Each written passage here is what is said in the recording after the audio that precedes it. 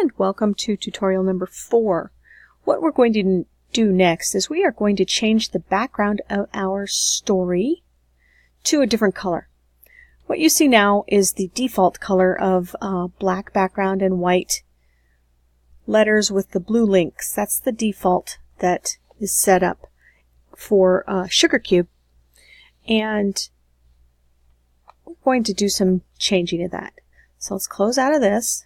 And we will go to our Twine, and we're going to open something called the style sheet, and down here the pop-up menu will find Edit Story Style Sheet, and this is where we get to use some of the HTML that we experienced last week or the week before, depending on where you were on your lessons.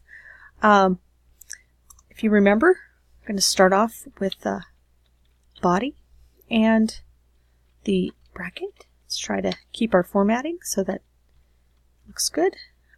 This is going to be background color, and let's go with something bright. Let's go with yellow. There's that, and we'll close our bracket, and we are ready to give it a go. Simply close out of it, and then we'll go down to publish to file. This is another way of saying save. So we're going to hit first story, save it, right over it, and we could test it here. Oh my, that text does not look very good with that yellow background, so why don't we go change that? We'll go back down to our pop-up menu, pull up our style sheet again, and we're going to add the text changing command, color, colon, and what goes well with yellow. Let's go with green, and that with semicolon. Let's take a look at what we have here.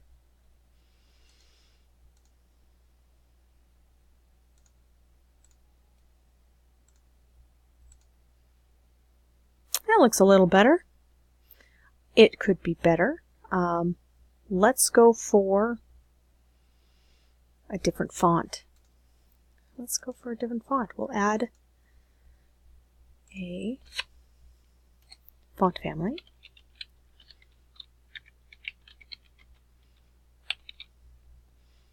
Semicolon. Semicolon. And, colon. And we'll go for, let's try Futura. And then we're going to give it a serif edge here. Let's see what we have. Publish to file, save, place, let's play that. And you can see that we now have a slightly different font with the serif edges, and that sometimes works for us and sometimes it doesn't. One thing that doesn't work for me is that it's really small. I can't see. So let's make those bigger. Edit Story Style Sheet. Let's add another line here. And all of these changes are within the body, which is why we don't have to change that tag. And let's change the font size. Font size. Let's go for 150%. Okay. Let's check it out.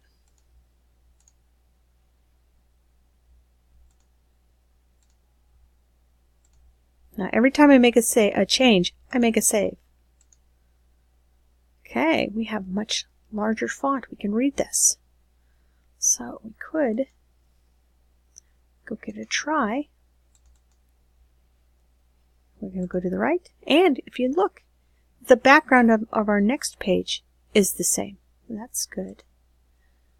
We're going to cancel this. We're just going to end this here. Now, this is the color picker. All you have to do is HTML color picker in your Google search bar, and you should find this, or there are several other ones. You can just, there's color picker. This is kind of nice because you can You can see down here, this gives you your color, and this gives you the tones and shades that you would like, the tints. We have a yellow background, and we have some green letters. Let's change something. Let's go to a nice whatever blue that we like. Let's go to that blue. And you'll find this blue right here. All you have to do is copy that, go to your Twine, go to your style sheet. Oops.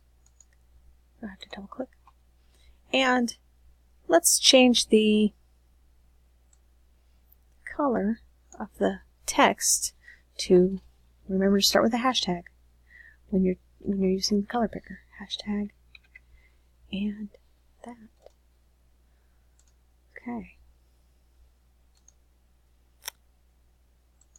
Oops, again, I did the wrong thing. Let's go down here. Let's publish it to File, and this saves it in your folder, your ID folder. And let's give it a go. We have blue, and the right line, the left line, they're also blue. They're slightly different blue.